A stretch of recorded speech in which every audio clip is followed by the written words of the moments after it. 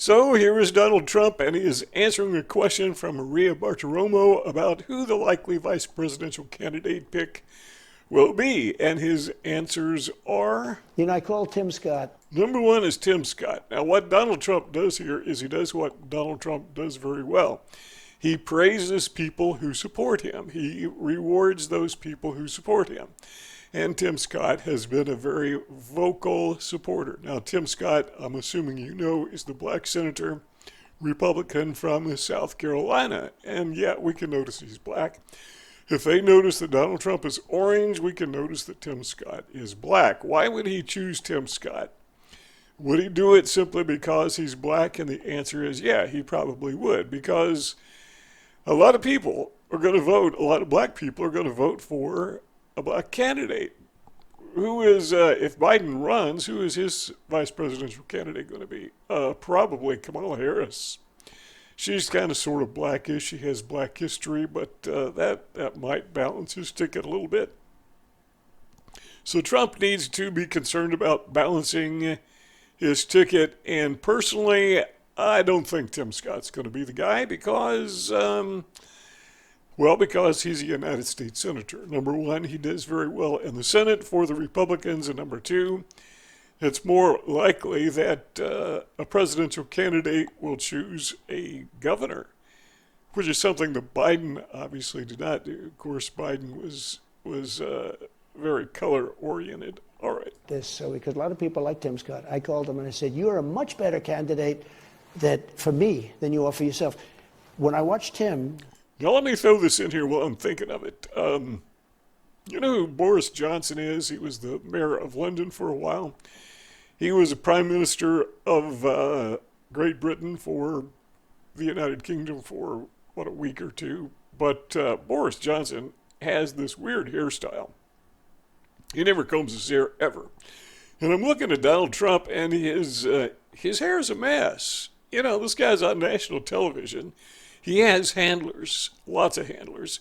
And it seems to me they would have caught this. This to me is, it's not a major problem, but it's an indicator that something is not right in his campaign. It's one of those little indicators that somebody is not looking after Donald Trump as well as they should be, and not terribly worrisome, but worrisome nonetheless. I watched him in the last week defending me and sticking up for me and fighting for me.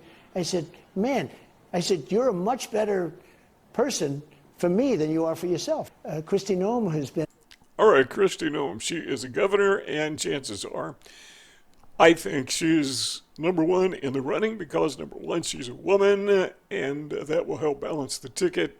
And number two, she is a governor, and that will help balance the ticket. And number three, she is a conservative. That really will kind of balance the ticket. I hate to say this, but Donald Trump, well, I don't hate to say it because it's honest, but Donald Trump is not, in my mind, a conservative. He is a populist.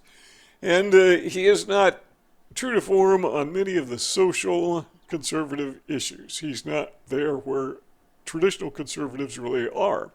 Of course, there aren't that many traditional conservatives, social conservatives left, but he certainly, I don't think, is one of them. Kristi Noem, all right, she might help out a little bit with that because she is a true blue conservative, and like Tim Scott, she has been an outspoken Trump loyalist. All right, there's one more person he's going to mention here in just a moment, but let's carry on with this. Incredible fighting for me. She said, I'd never run against him because I can't beat him. That was a very nice thing to say. What was the story that your team reached out to RFK Jr.? All right, RFK Jr., don't think he's conservative. He's more libertarian, I would say. Is this going to happen? Is he going to be the vice president nominee pick by Donald Trump? And the answer is... it's a false story, no. Nope, never happened. So what exactly is the issue with RFK Jr., Robert Kennedy Jr.? I would say, number one, even though he's a Democrat, I don't think he will help pull in Democrats because he's not seen by Democrats as a particularly loyalist. I can't think of any he's not a conservative really, he's more, again, libertarian. I can't see any reason whatsoever that he would be chosen, but the number one reason is because Trump said no, just flat out no. Didn't say no to Tim Scott. Didn't say no to Kristi Noem.